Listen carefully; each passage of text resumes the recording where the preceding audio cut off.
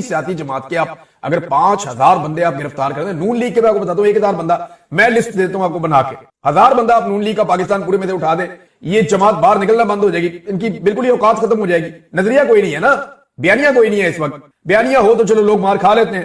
Peoples party जो है वो एक दौर में बड़ी तगड़ी जमात हुआ करती थी जब ये भुट्टो खानदान के पास थी। अब जब से ये जमात जरदारियों के पास आई है तो ये कॉस्मेटिक सोल्यूशन के जरिए चल रही है, उसके भी पल्ले कख नहीं है। किसी और जमात ने सिंध के ऊपर सही तरह तवज्जो दी होती तो आज पीपल्स पार्टी जो है उसका बिल्कुल ही सफाया हो गया होता। तो ये रिकॉर्ड गिरफ्तारियों के बावजूद इस तरह खड़े रहना ये इमरान खान के नजरिए की बदौलत है। सबसे पहले तो अल्लाह रब्बुल इज्जत का ही फजल होता है किसी के ऊपर कि अल्लाह उसको सब्र दे, हौसला दे, हिम्मत दे, उसको खड़ा कर दे और उसके दिमाग में ये डाल दे कि तुम हक पे खड़े हो, अब तुमने पीछे नहीं हटना। तो इमरान खान का जीतना पाकिस्तान के जीतने के लिए बहुत जरूरी है। ये बात मोहम्मद जुबैर साहब अब पीटीआई के अंदर तो नहीं है ना, वो ये कहते हैं मैं चाहता हूं कि इमरान खान डटा रहे और हार ना माने, और इमरान खान का सोशल मीडिया अगर बंद हो गया तो इमरान खान बहुत पीछे चले जाएंगे।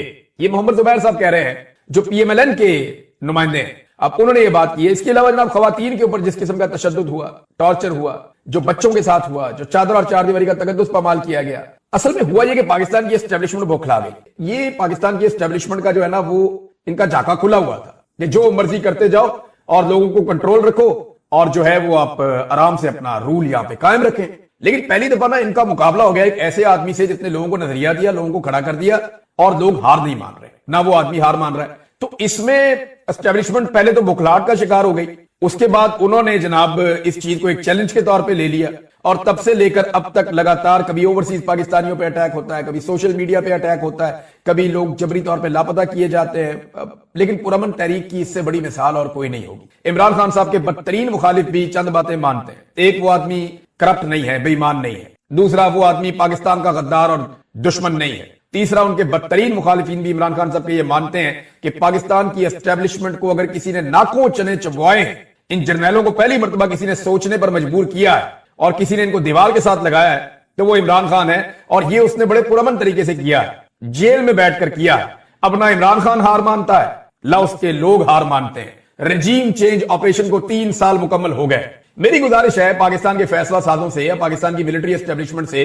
कि जरा बैठ के तन्हाई में सोचें कि इन 3 सालों में आपने हासिल क्या किया। इन 3 सालों में पाकिस्तान की आवाम की अक्सरियत आपने अपने खिलाफ कर दी। इन 3 सालों में आपने पाकिस्तान की मईशत तबाह बर्बाद कर दी। इन 3 सालों में आपने पाकिस्तान में दहशतगर्दी के नासूर को दोबारा से पैदा करके उसको पनपने का मौका दे दिया। इन 3 सालों में आपने पाकिस्तान के अंदर जमहूरी इकदार को तबाह बर्बाद कर दिया। इन 3 सालों के अंदर आपने अपने ऊपर बड़े बड़े इल्जामात लगवा लिए। इन 3 सालों के अंदर आपने अपना सारा कारोबार और सारी चीजें बेनकाब करवा ली।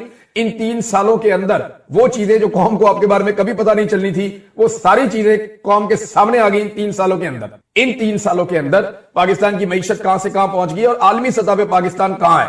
यानी पाकिस्तान के अंदर जुल्म, जबर, फसाइयत, इंसानी हुकूक की पामालियों के तौर पर इस मुल्क को जाना जाता है। दहशतगर्दी की लिस्ट में पाकिस्तान दुनिया में दूसरे नंबर पर आ गया है। यह है आपकी इन 3 सालों की टोटल कमाई।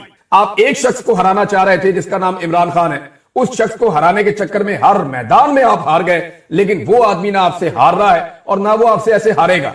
एक ही तरीका है उसके साथ, आप जाएं और जाकर उसे बैठें और उसे कहें कि हमें कोई फेस सेविंग दे दे, हमें किसी तरह से इसमें से निकाले, पाकिस्तान की खातिर हम आगे बढ़ना चाहते हैं, तो फिर वो आपको कोई रास्ता दे देगा। वो बार बार ये बात करता है कि यही एक रास्ता है जिससे मैं निकाल सकता हूं सबको, उसको अपनी जात के लिए कोई डील आपसे नहीं चाहिए। ये आपकी भूल है। दूसरा आ जाए, अब नाजरीन फैसल वाटा साहब और 1-2 लोग ही बचे हैं जो धमकियां लगाने का काम कर रहे हैं डीजीआईएसपीआर के बाद। बहुत सारे लोग इसको ओन तो कर रहे हैं।